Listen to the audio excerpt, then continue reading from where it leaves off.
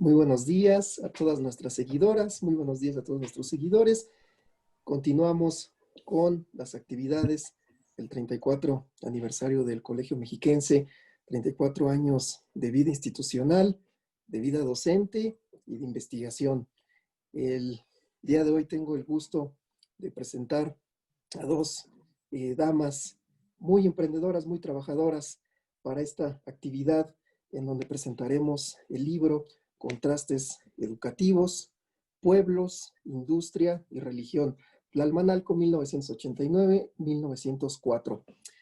Tengo el gusto de presentar a Erika Iliana Sánchez Rojano, quien es la autora de este libro, y también a la doctora Mílada Bazán Sánchez, profesora investigadora del Colegio Mexiquense. Gracias, Erika, muchísimas gracias, doctora, por acompañarnos en esta actividad. Me permito presentarles a la doctora Mílada Bazán. Ella es profesora investigadora del Colegio Mexiquense, está adscrita al Seminario Académico de Historia Contemporánea. También, por supuesto, forma parte del núcleo académico básico de la maestría en Historia del Colegio Mexiquense. La doctora tiene perfil de reconocimiento de perfil deseable por parte de la Secretaría de Educación Pública y también forma parte del Sistema Nacional de Investigadores con el nivel 2. La doctora, me atrevo a decir, es una experta en el ámbito biográfico, en la técnica biográfica, es una experta reconocida en este ámbito. Por supuesto, ella se ha dedicado a enumerar grandes personajes en la historia, como por ejemplo, muy destacado sus obras que tratan acerca de una mujer llamada Laura Méndez Cuenca, mujer muy importante en el ámbito mexicano, en el ámbito educativo, en muchos aspectos. Y para mí es un honor que esté con nosotros. Doctora, muchísimas gracias por ser la comentarista de este libro. También me permito presentar a la maestra Erika Iliana Sánchez Rojano, quien orgullosamente es exalumna del Colegio Mexiquense. Aquí en el Colegio Mexiquense estudió la maestría en Historia. Ella también es licenciada en Letras Latinoamericanas por la Universidad Autónoma del Estado de México. Y orgullosamente, y felicidades, Erika, aprovecho que ha sido aceptada en el doctorado en Historia en el Centro de Investigación y Estudios Superiores de Antropología Social, CIESAS. Felicidades, Erika, y muchísimas gracias por acompañarnos en esta ocasión para presentar tu libro, Contrastes Educativos, Pueblos, Industria, Religión, Tlalmanalco 1989-1904. Pues la dinámica de esta actividad es un conversatorio, en realidad. Vamos a presentar algunos aspectos importantes de este libro. La doctora Mílada, por supuesto, nos dará sus comentarios. Erika también emitirá algunos comentarios y habrá una serie de preguntas y una serie de contextos que nos proporcionarán tanto la doctora Mílada como la maestra Erika. Doctora, si me permite, le cedo la palabra. Adelante, doctora. Bueno, buenas tardes a todos. Muchas gracias, Mario. Felicidades, Erika, por estar ya en un doctorado en Historia. Te felicito entrañablemente. Tú has sido una alumna muy comprometida, muy apasionada por la historia, y creo que el tema que abordas en este libro y que continuarás en tu tesis de doctorado es un tema original, novedoso para la historia de la educación en México. Te felicito de corazón. Bueno, yo quisiera hacer unos comentarios muy generales acerca de este libro. Creo que es un libro, es desde luego un libro sobre historia de la educación durante el Porfiriato, pero añade ciertas temáticas que me parecen muy novedosas, algunas metodologías, enfoques y métodos en historia de la educación bastante originales. Este es uno de los grandes logros del trabajo. Erika combina la historia de la educación, la historia regional, la microhistoria, la historia del metodismo, alguna parte, la historia de la educación en Tlalmanalco, introduce el análisis de las fotografías, de los mapas, de la geografía, en fin, engloba en este trabajo de historia de la educación varias metodologías y este me parece que es uno de los grandes logros del trabajo. Otro de los grandes aciertos de este libro es haber comparado siempre los estudios comparativos, cualquiera que se emprenda, siempre tienen un grado de dificultad muy grande, y Erika logra hacerlo muy bien, compara las escuelas públicas con las privadas. Eso se ha hecho bastante poco en la historia de la educación durante el porfiriato, y parte de este logro es que engloba la educación dentro de un entorno industrial, religioso, agrícola, de la vida cotidiana. En fin, no solo aborda la educación privada y pública, sino que la inserta en Tlalmanalco y en sus pueblos grandes, pequeños, medianos, digamos que observa con una lupa, con un microscopio, la realidad social del pueblo de donde ella es oriunda y le expande de manera multiforme. Me parece muy interesante que Erika haya contemplado hacer este análisis tomando en cuenta lo que hicieron los metodistas en Miraflores, donde llevaron a cabo un programa educativo muy interesante y sobre todo los alcances que tuvieron para tratar de atraer a la población adulta, no solo dentro del metodismo, sino tratando de inculcarles una moral diversa, la moral del metodismo, la religión del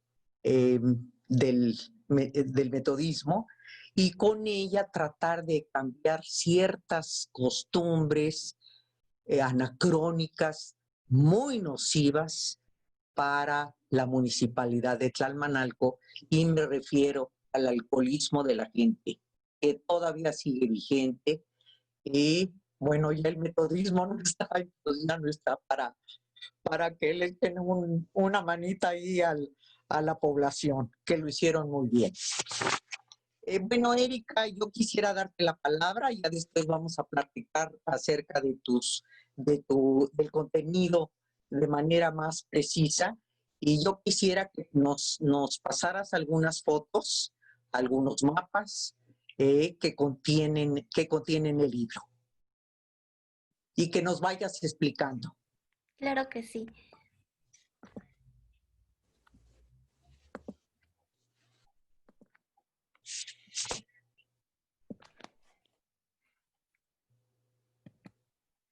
Bueno, buenas tardes. Muchas gracias por estar en esta presentación.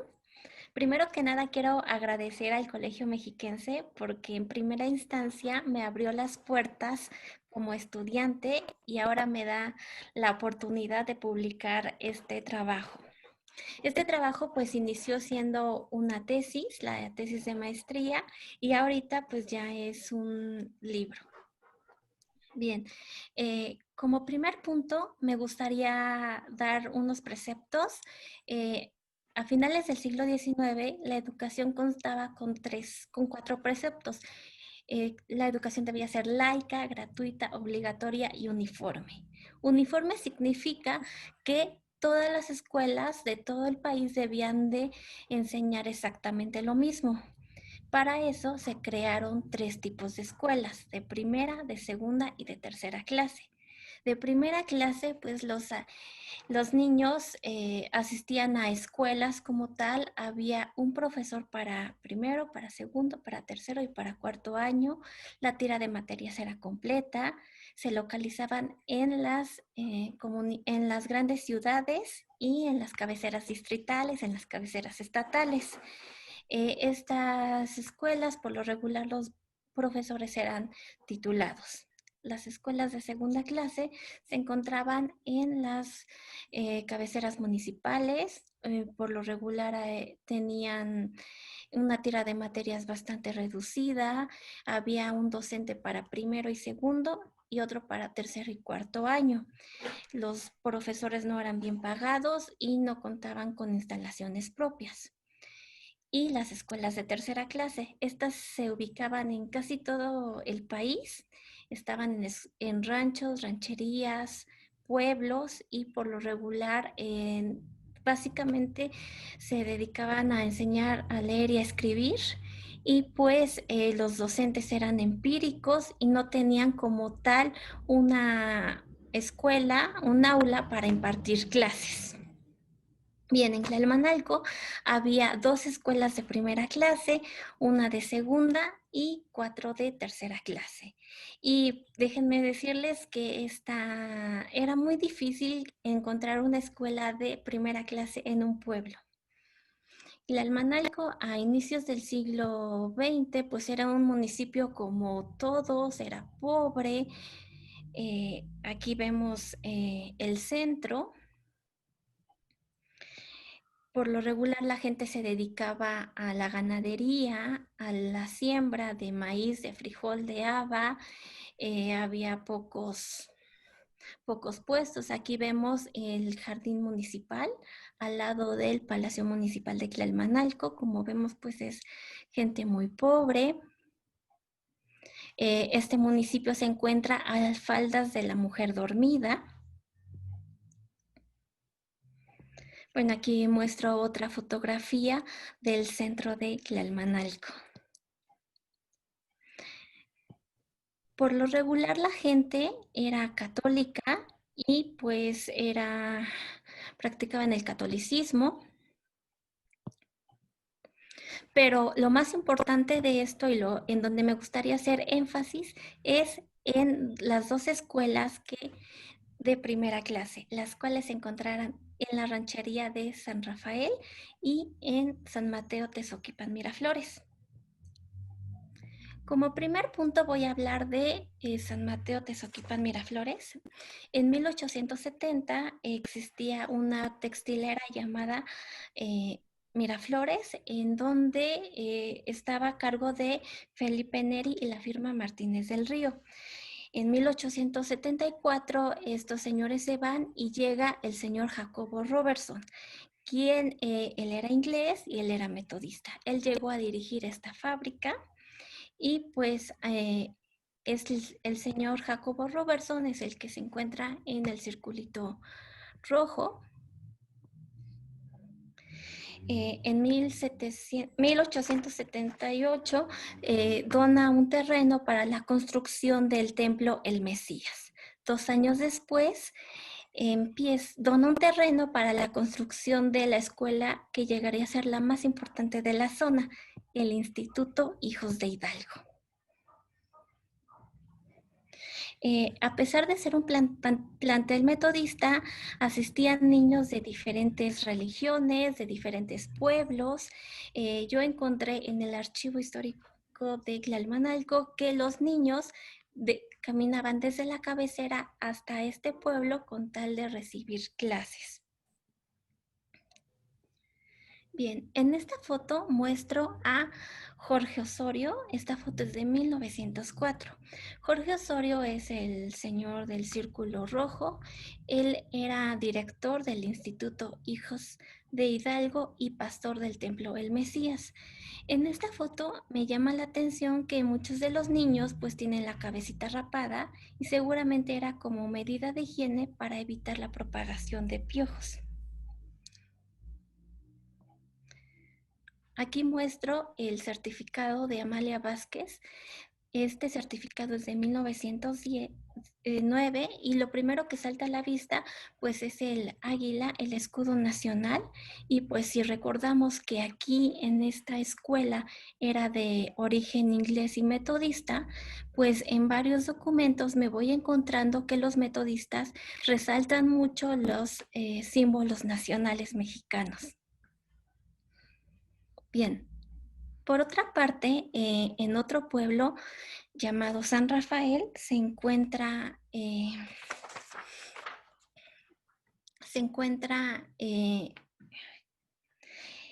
bueno, aquí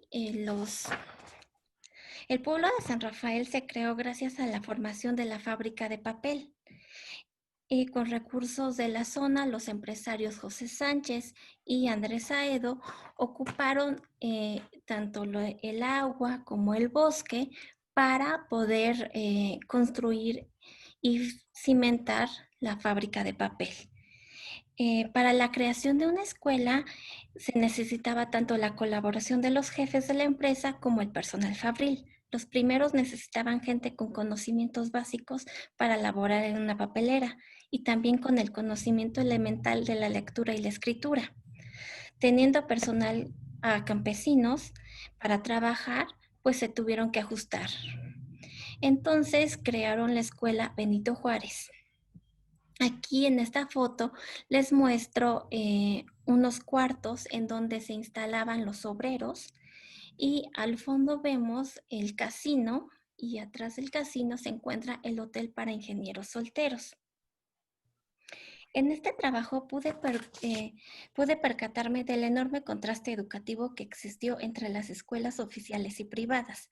Los planteles que eran mantenidos por el gobierno fueron de segunda y de tercera clase, los cuales tuvieron carencias, empezando por el escaso e ineficiente sueldo de los preceptores.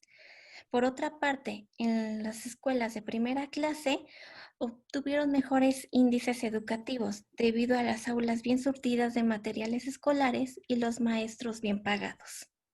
Las autoridades municipales, empresarios extranjeros, maestros, alumnos y los padres de familia fueron los protagonistas que marcaron una nueva etapa de la educación en Tlalmanalco.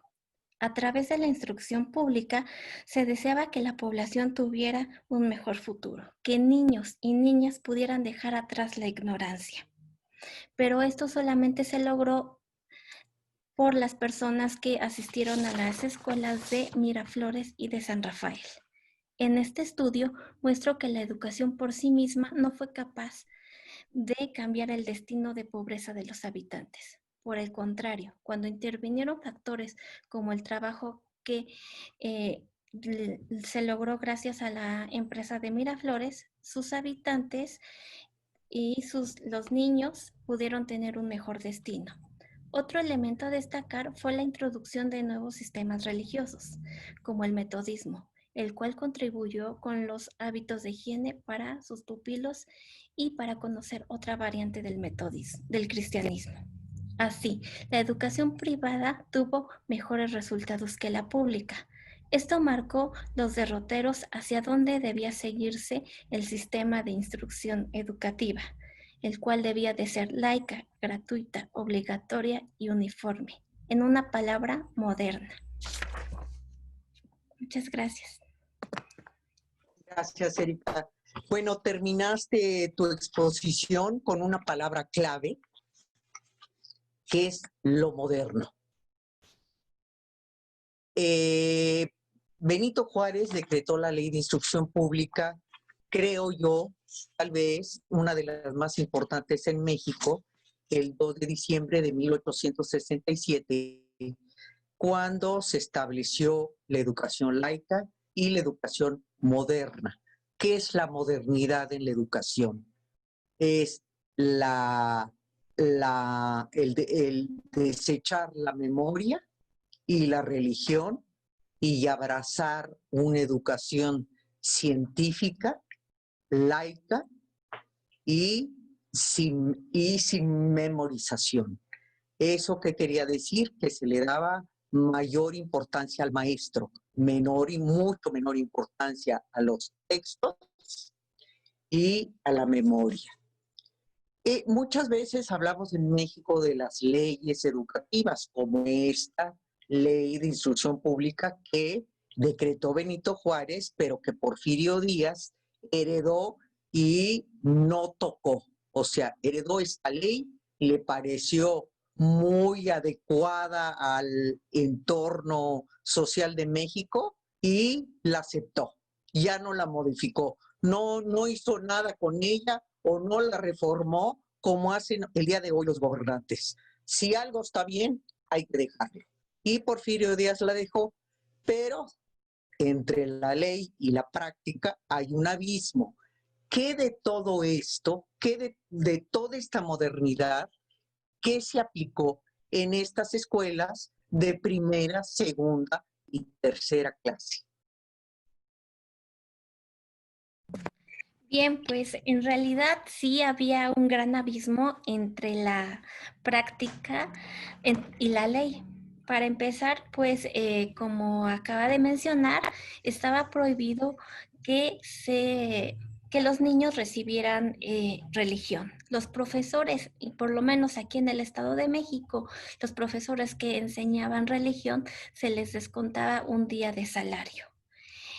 Pero desafortunadamente en esta escuela se siguió dando religión, se siguió impartiendo esa materia y bueno, les voy a compartir.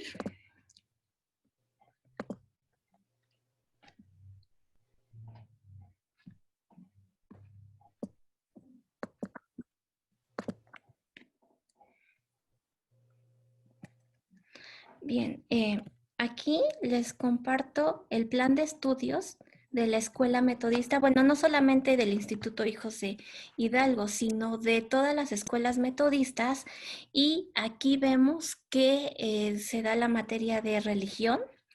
Y bueno, en el archivo histórico metodista me encontré documentos en donde relata cómo el gobernador José Vicente Villada, junto con el licenciado Samuel Barroso, quien era el jefe político del distrito de Chalco, asistían a esta escuela, a fiestas, a presentar exámenes. Entonces, de una u otra forma, ellos sí sabían que se impartía religión, pero yo no pude encontrar documentos en donde se sancionaba a esta escuela. Lo que sí permeaba en esta escuela era la educación moderna, en donde se enseñaba a razonar, a pensar y no a memorizar. Dentro de la educación moderna, pues están bueno, aquí están los cartelones, los cuales estaban en las paredes. Estos cartelones por lo regular venían de Francia y aquí pues había los héroes nacionales, estaba el águila, también podíamos ver que hay luz eléctrica, las bancas. Y pues esto es lo que sí se pudo aplicar de la educación moderna. Bien.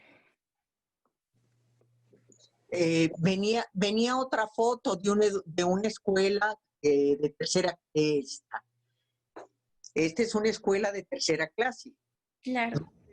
A ver, explica qué era una escuela de tercera clase, que eran la gran mayoría que había en México, porque escuelas de primera clase pues solo había prácticamente en las ciudades y de segunda clase también, pero la gran mayoría de todos los pueblos en México tenían este tipo de escuelas. ¿Cómo Desa- era, Erika? Desafortunadamente, en Tlalmanalco no hay, o al menos yo no encontré fotografías de una escuela de tercera clase. Esta la tomé de internet, en donde esta escuela es de la Ciudad de México. Yo se las muestro a ustedes para que quede más claro cómo era una escuela de tercera clase. Escuela de tercera clase asistían primero, segundo, tercero y cuarto año. Había un docente, por lo regular se les enseñaba a leer y a escribir. El docente era mal pagado, no había como tal un aula en donde los niños pudieran asistir, o era en un cuarto que les prestaban o el mismo docente prestaba su casa, pero no había una escuela como tal. Y aquí vemos pues unos niños descalzos con calzón de indio, y pues esto era lo que abundaba en México, las escuelas de tercera clase. Bueno, me llamaron mucho la atención las fotografías que nos mostraste de los metodistas, como que, bueno, es una realidad, así que me imagino, debieron llamar mucho la atención en el pueblo de Tlalmanalco. Y lo que se me hace muy interesante es porque, fíjate, porque el gobierno, bueno, desde luego porque no tenía dinero como tenían estas industrias, para crear escuelas de primera clase. Pero lo que es muy interesante es que el metodismo sí logró cambiar ciertas actitudes y costumbres de los lugareños. No, su afán no solo era educar a los niños a través de sus escuelas de primera clase, sino cambiar también a los adultos. ¿Cómo se hizo esto? Bueno, pues una vez que se instaló el templo metodista y que llegaron los pastores, uno de los principales atractivos era la escuela. Pues como ya hemos visto, es una escuela bien equipada, con lo que no se contaba en las otras escuelas. Ese fue como que el primer gancho para atraer gente. Otra, pues también era el pensamiento de los metodistas. Por ejemplo, el pastor era un hombre es un hombre que se puede casar, que puede tener familia, mientras que el cura católico, pues no.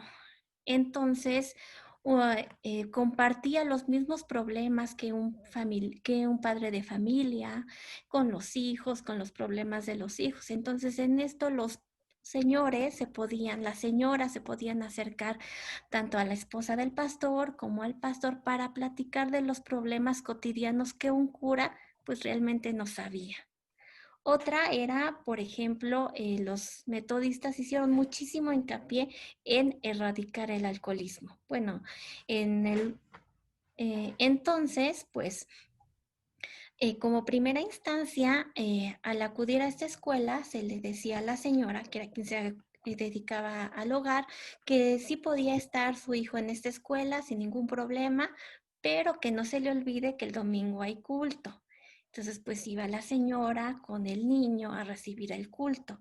En el culto el pastor pues habla de lo malo que es tomar bebidas alcohólicas, pues la señora contenta porque el señor cada lunes hace sus San Lunes y de una u otra forma pues ya jala al señor y ya la familia completa está en este culto.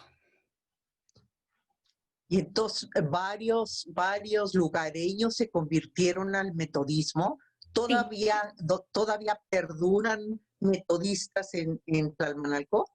desafortunadamente ahorita es una comunidad minoritaria, predomina el catolicismo. En esta época sí empieza a cobrar un auge el metodismo, pero actualmente en el 2020 ya no es minoría, es una minoría religiosa, predominan los católicos. Eh, Cuéntanos cómo te interesaste por estas escuelas, cómo encontraste los archivos. Siempre resulta muy difícil, a veces imposible, muchísimas veces, para que los investigadores puedan hurgar entre los papeles de las iglesias, sobre todo los padres de las iglesias católicas, bueno, suelen ser muy celosos de sus libros antiguos, de toda la información muy valiosa que tienen y muy continua.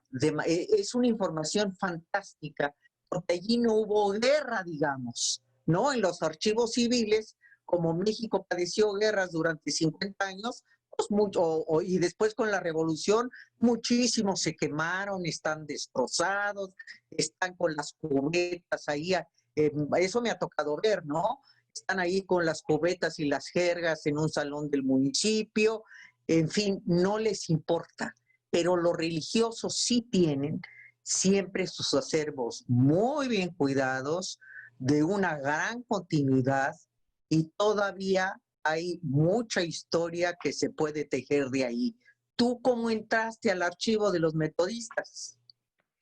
Bueno, pues para empezar, yo quería que esta investigación fuera del municipio. Yo no conocía esta escuela metodista.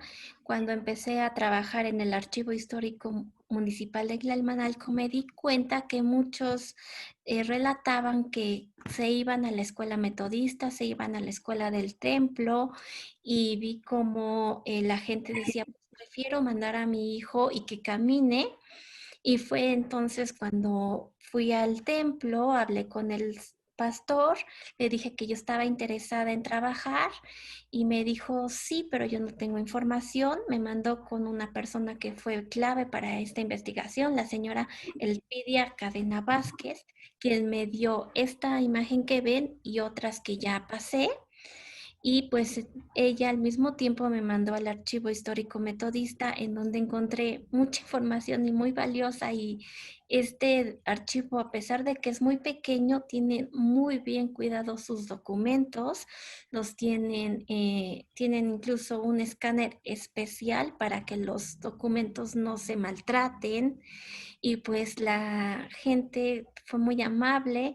Aparte, pues conté con mucha gente que fue informante clave, que me proporcionaron sus archivos, sus fotografías, y pues la verdad es que realmente fue gratificante recordar cómo estas personas me abrieron las puertas de su casa para mostrarme sus fotografías, y el cariño con el que me las prestaron, cómo me contaban las historias, lo que le contaban sus abuelos.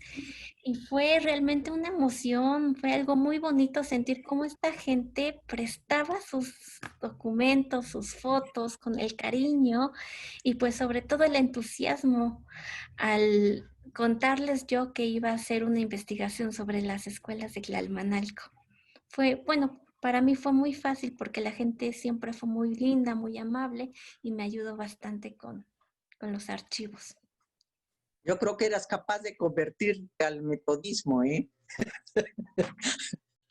¿Verdad, Erika? Me acuerdo que tenías tanta pasión que siempre hablábamos pues, sobre esa posibilidad. Sí. Eh, Comparando, digamos, viendo la educación actual, ¿no? Estudiando un poquito así cómo vemos la educación oficial y también privada, con todos sus... Bueno, ahorita es una época muy difícil, pero digamos, ¿tú crees que se pudiera adaptar algo de esto a una educación oficial mexicana, más allá de que pudiera, obviamente, olvídate del metodismo, pero digamos, sus métodos de tratar de integrar a la población adulta? No solo era educar a los niños. Me hizo recordar ahora que hablabas estos en Estados Unidos, cómo integraron a la melting pot, a toda esta mezcla de razas, etnias, lenguas que llegaron a los Estados Unidos en el siglo XIX y que gracias a este afán estadounidense de integración de esta nueva población que venía muy pujante, y querían integrarla a los valores protestantes americanos, idearon las escuelas dominicales e idearon muchas otras estrategias a ir americanizando a los nuevos pobladores y a sus hijos. Pero volviendo a tu enfoque del metodismo en la educación, ¿tú crees que algo de esto pudiera adaptarse a las escuelas oficiales hoy en día?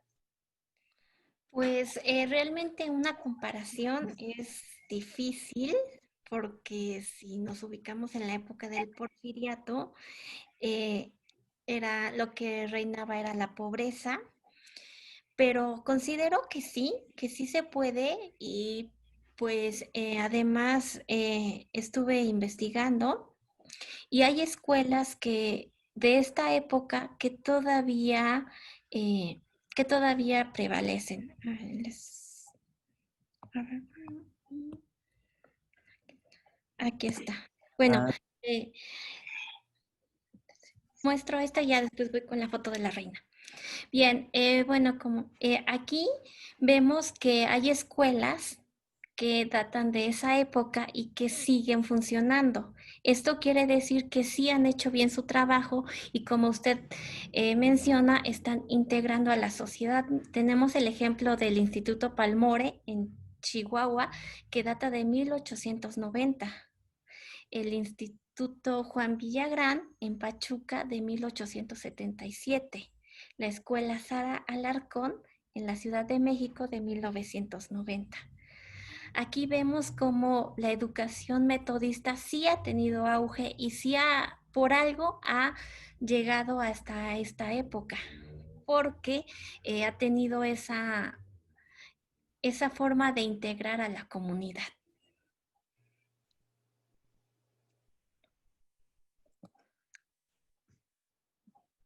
y la otra de la reina, Bien, bueno, aquí, esta es, sí, es esta.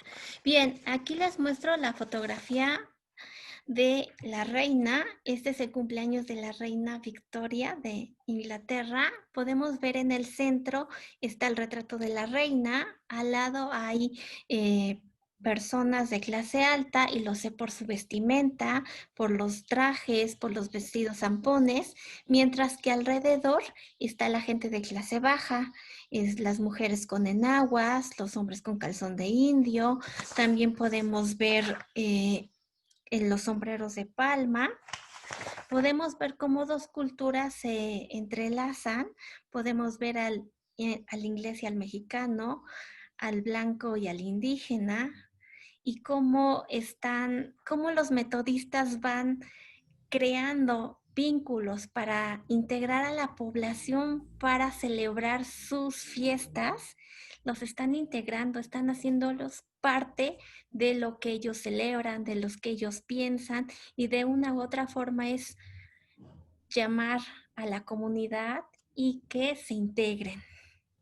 Esta foto es muy bonita y realmente es de las que más me gusta. sí, por estos contrastes que mencionabas, ¿verdad? Porque aquí vemos en un primer plano, pues muchos niñitos indígenas de calzón blanco, eh, que seguramente algunos de ellos pues no sabían español, ¿no? Sabemos que en muchas escuelas el primer deber del pobre maestro era enseñarles español porque no sabían más que náhuatl. Entonces yo me imagino que algunos de esos niñitos pues sabían nada más náhuatl. ¿Cómo fue este reaprendizaje o aprendizaje más bien del español y paralelamente al inglés o solo era en español la enseñanza? Pues sí, en esta escuela no encontré datos como tal que se les enseñara inglés. En otras escuelas en la Ciudad de México sí se les enseñaba inglés. Aquí pues nada más era entre el náhuatl y en el español. Pero sí, en las escuelas metodistas sí era importante la enseñanza del inglés. Aquí no encontré datos. Y también respecto a las niñas, Erika, generalmente iban más niños que niñas a las escuelas, pero un gran acierto también de los metodistas fue la insistencia en que fueran niñas en las tardes, si mal no recuerdo, y adultos en las noches. O sea, estaban atacando con todos los frentes a niños, jóvenes y adultos, niñas, mujeres, muchachas, en fin, a toda la población de todas las edades y sexos para integrarse no solo al metodismo, sino a que aprendieran un programa educativo moderno, porque la ley del Estado de México les exigía, ok, tú puedes enseñar metodismo, pero la ley te marca que tú debes de seguir este plan de estudios científico y moderno. Pero háblanos un poco de esta como tríada de la composición, ¿no?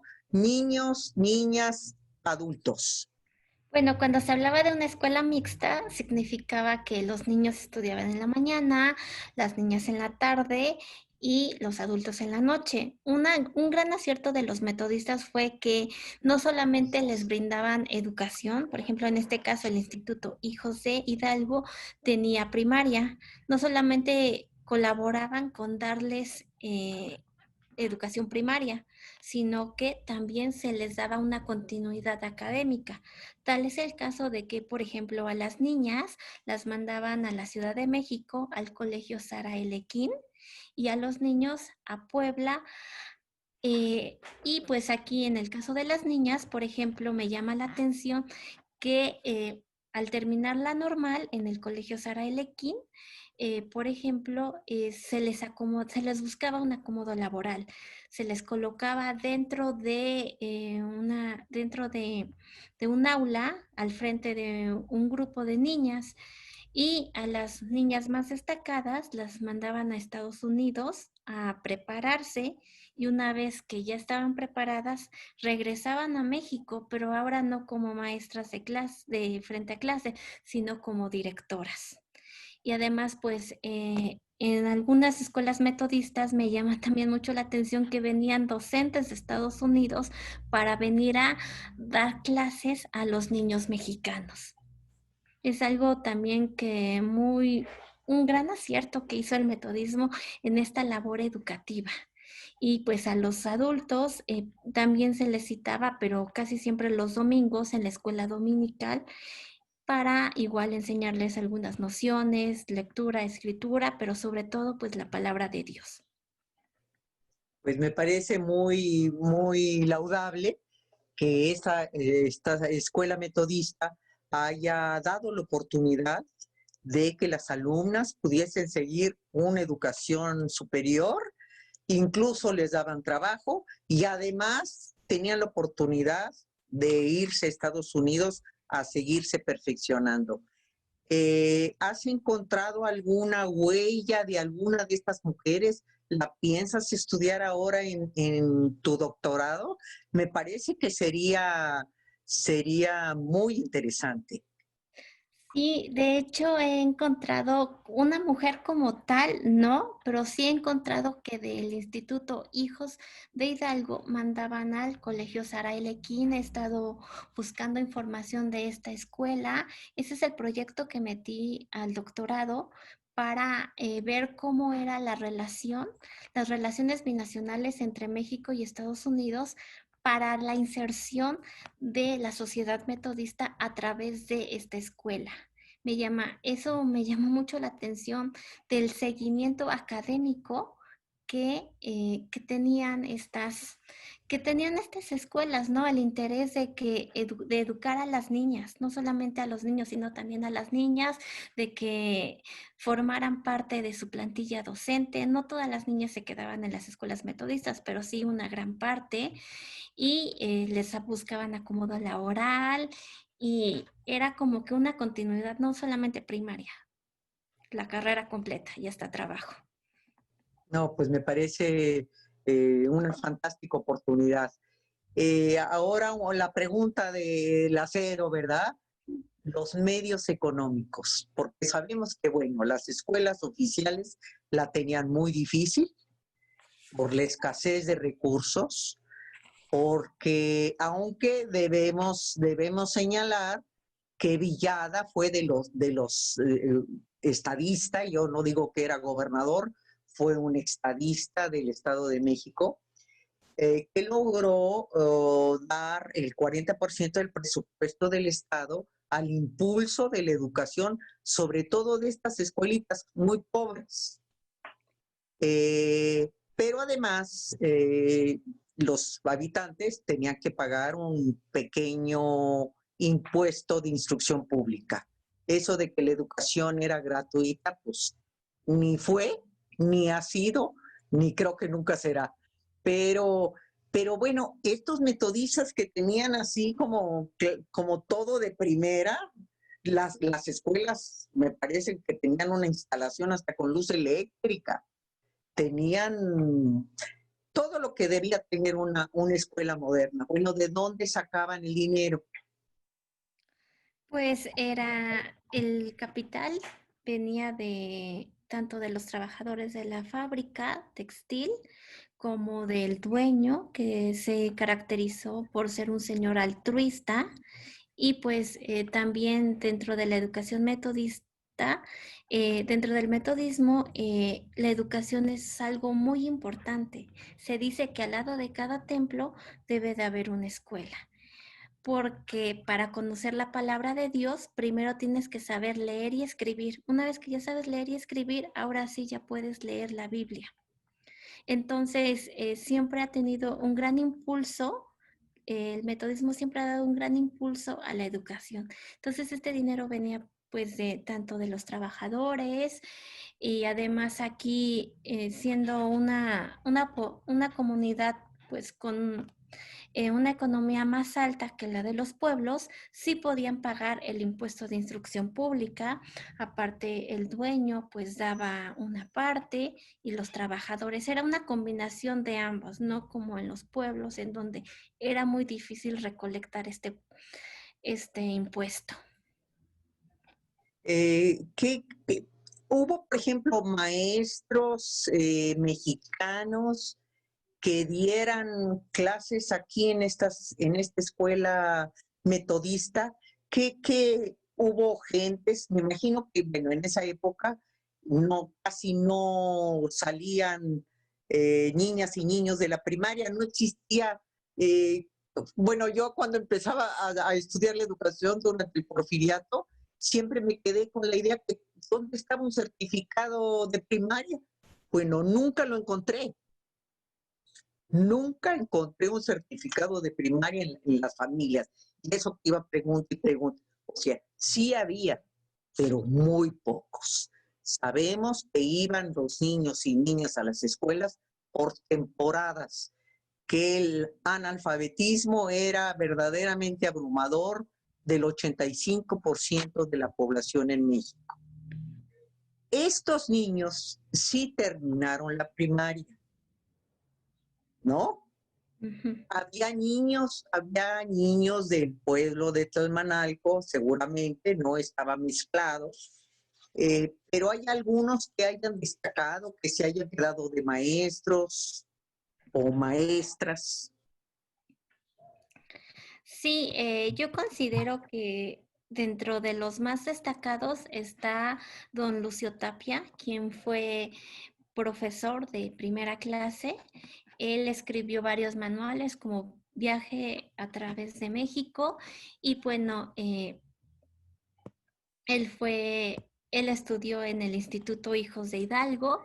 Él era católico, y cuando terminó la primaria, él junto con otros niños destacados, pues fueron enviados a la normal a estudiar para docentes.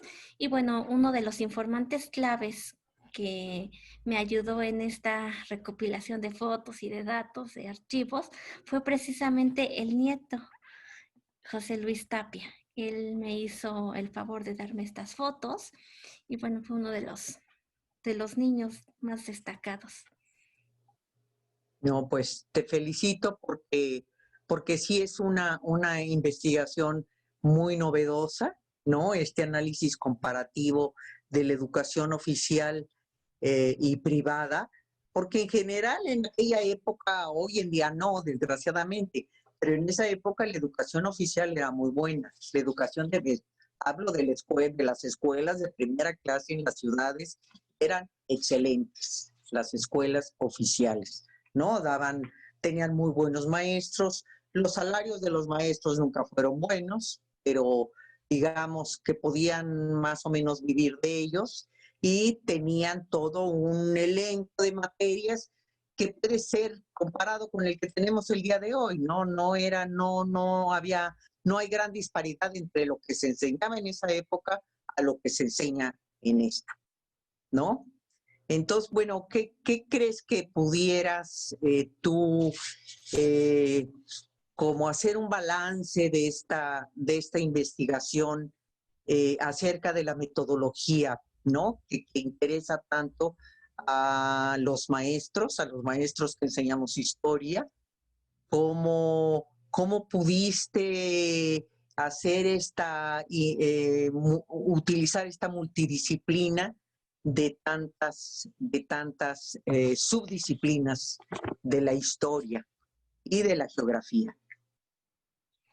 Bueno, pues para la elaboración de esta investigación me valí tanto de la historia regional, de la microhistoria, también acudí a fuentes primarias como el Archivo Histórico Metodista, el Archivo Histórico Municipal de Tlalmanalco, archivos particulares de los locatarios, archivos fotográficos particulares. Y bueno, pues también es importante mencionar que el Archivo Histórico el Archivo Histórico Municipal de Tlalmanalco es el más rico de la zona, ya que tiene documentos desde el siglo XVI. Y bueno, el ramo de educación nunca había sido explorado, lo que hace a esta investigación más rica y original. La encargada me comentó eso, ¿no? Que nadie había ido a trabajar el ramo de educación.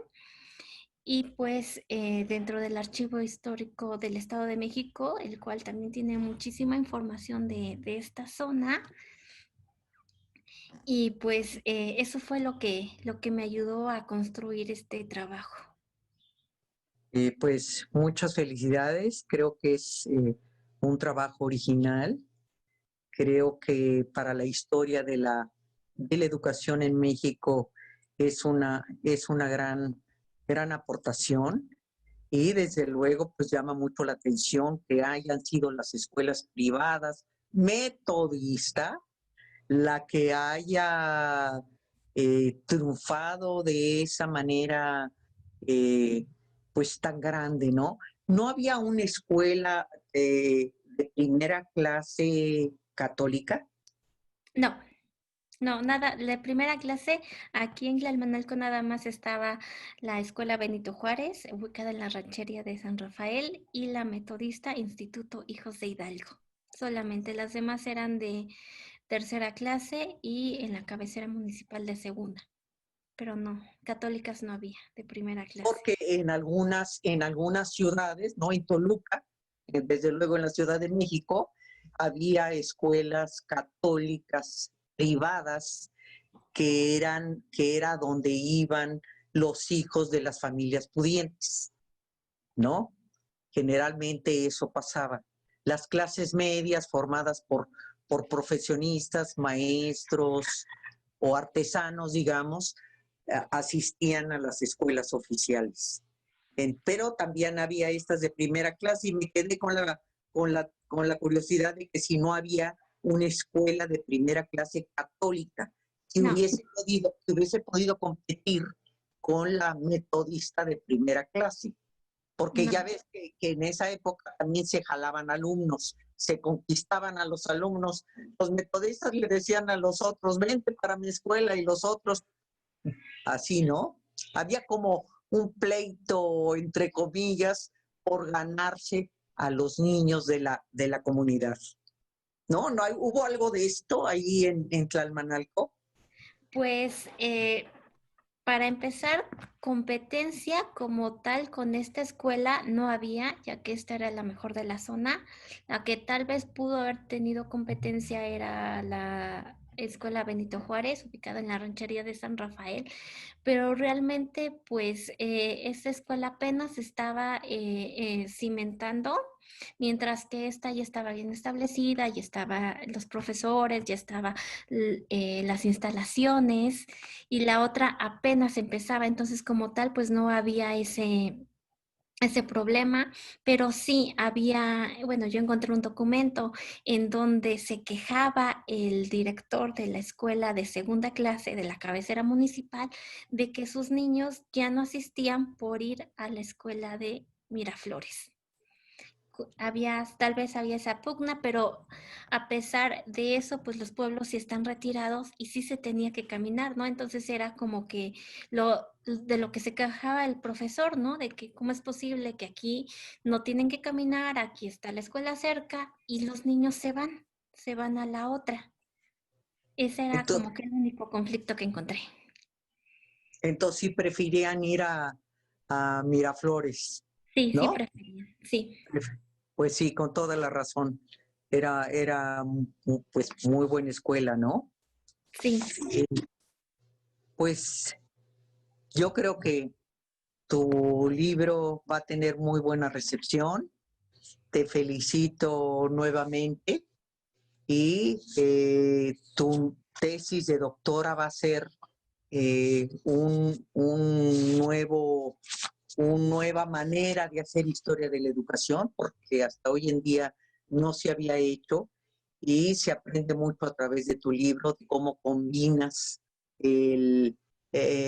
todas estas disciplinas que mencionamos y cómo nos percatamos que la educación por sí misma no puede cambiar el derrotero de las personas, que solo la educación sumada a otras facilidades como casa, salud, alimentación y otras cosas puede cambiar la población. Pues muchas gracias, Erika, y nos vemos en tu doctorado. No, al contrario, muchísimas gracias por esta oportunidad. Doctora Milada, muchas gracias por sus comentarios. Creo que dan respuesta a la mayoría de las preguntas que nos hacen. En caso contrario, se les harán llegar a ustedes de manera posterior. Y, por supuesto, estos comentarios, esta sesión de preguntas y respuestas, este diálogo entre Milada y Erika, por supuesto, dan pie a conocer más de este libro, abrir el apetito de nuestros lectores para que, por supuesto, lo puedan adquirir. Y felicidades también a la autora Erika Eliana Sánchez por esta publicación, ya que estas investigaciones educativas y muy específicas en este caso para un lugar del Estado de México, pues abre también ese conocimiento histórico que necesitamos, no nada más en el aspecto histórico educativo, sino hasta en la misma identidad, ¿no?, de las personas de Tlalmanalco. Felicidades, Erika. Quisiera cerrar esta sesión con 1 o 2 minutos de comentarios finales acerca de tu publicación, Erika. Adelante, por favor. Bueno, pues antes que nada agradecer por esta oportunidad y les invito a que compren el libro, el cual está en la página del Colegio Mexiquense. Es un libro que es un libro novedoso en donde se muestran archivos y documentos que no han sido explorados y además pues lo novedoso de esto es que se está abordando desde la lupa municipal, desde la microhistoria, para ver precisamente esos contrastes, ¿no?, que había entre una escuela privada y una escuela y las escuelas establecidas por el gobierno y cómo es que estas empresas contribuyeron a mejorar y sobre todo, ¿no?, a cambiar el rumbo de los habitantes de un panorama rural a uno más urbano con diferentes instalaciones. Y pues, muchas gracias por todo. A ti, Erika. Este libro, Contrastes Educativos, Pueblos, Industria y Religión, Tlalmanalco 1889-1904, editado por el Colegio Mexiquense, y también aquí con la autora Erika Iliana Sánchez, nuestra comentarista, la doctora Mila Bazán, también quien le agradecemos los comentarios. Síganos en nuestras redes, tenemos más actividades, dado nuestro 34 aniversario del Colegio Mexiquense. Durante todo este mes de octubre habrá presentaciones de libros, paneles, ponencias de nuestros profesores investigadores y también de personas de diversas partes de la República Mexicana. Temas muy interesantes en historia, en ciencias sociales y en humanidades. Síganos en nuestra página de internet para que puedan participar en estas actividades. Gracias, doctora Milada, gracias, Erika. Un saludo a todos nos vemos en la siguiente transmisión del Colegio Mexiquense. Hasta luego. Adiós a Hasta todos. luego. Gracias, Mario. Hasta luego. Nos vemos.